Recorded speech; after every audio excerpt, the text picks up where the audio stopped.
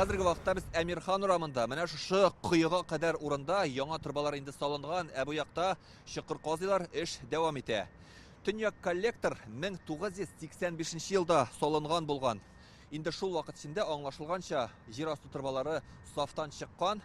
Ул Казанның барлык төньяк өлешенә хезмәт күрсәтә. Алыштырачак трубаларны инде монда китереп куйганнар, ул заманча технология белән пыяла кушып эшләнгән. Шереми дә, күгәрми дә, ким дигәндә 50 ел хезмәт итәчәк ди белгечләр. Өченче төньяк коллекторны заманча технологияләр ярдәмендә яңарталар. Көчле су басымы йогынтысында полимер труба канализация системасындагы тишелгән урынга этеп китерелә һәм шунда ябыштырылып калдырыла. Ягъни эчке яктан ямау салалар. Шуңа күрә труба яңартканда җирне казу эшләре кайбер урыннарда гына башкарыла. 1-2 ел бар инде ул. Сәгать 7 тулмаган иде лифта белән мин тәрәзәдән карадым да провалы шулай и пазик төште. Элек канализация трубасы тишелеп, юынтык сулар урамга агып ята иде ди бу тирәдә яшәүчеләр. Һәм ул юл астындагы балчыкны юган. Нәтиҗәдә асфальт убылып төшә. Соңгы 12 ел эчендә генә 50дән артык шундый очрак булган. Авария урынын ремонтлау өчен машина юлын ябып торырга туры килгән. Әмирхан, Читаев урамнарында яшәүче халык монда эшли торган техник тавышына гына түзәбез ди.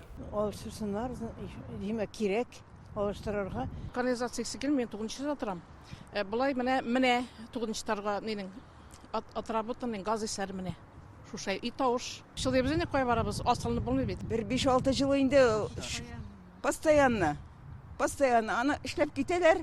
Менә хәзер капиталь эшли башлыйлар постоянно, машинадагы шумганы бар. Төньяк коллекторның узынлыгы 8 километр, аны 2022 елда яңарта башлаганнар иде. Хәзер ахыргы этабына керешкәннәр. Эшнең яртысы төгәлләнгән инде.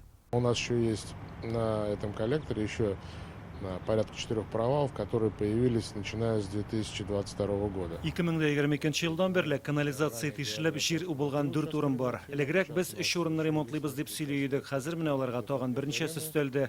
2 атна элек тагын Чистай урамында җир убылды. Аларның барысын да төзекләндерергә планлаштырабыз. Провал, который мы будем устранять, и который сейчас вот на Чистопольской 2 недели назад еще появился. Өченче төньяк коллектор Казандагы җир астыннан юынтык сулар агып китә торган 9 корылманың берсе, ул 850 күп фатирлы йорт, 200 административ бина, 90га якын балалар бакчасы һәм мәктәп, 4 хастаханәгә хезмәт күрсәтә. Ягъни коллектор 220 меңнән артык кешегә кагыла. Аңа төзелеп килүче яңа йортларны да тоташтырачаклар. Мы прилагаем все возможные усилия для того, чтобы эту работу ускорить. Без трубаларны тизрәк яңарту өчен бөтен көчебезне куябыз. Чагыштыру өчен 3нче коллектордан аккан сыйкчаның күләме бөтен Казандагы юынтык суларның ширеген тәшкил итә. Шуңа күрә бу шәһәр хуҗалыгы халыкның уңайлы көнкүреше өчен бик тә әһәмиятле объект. Коллекторны төзекләндерү, ремонт вакытында казылган җирләрне тәртипкә китерү эшләрен быел июль айында төгәлләргә җыеналар. Илдар Сафиуллин, Алия Сабирова, Рамзил Гарипов, Данил Филатов, Яңа Гасыр каналы.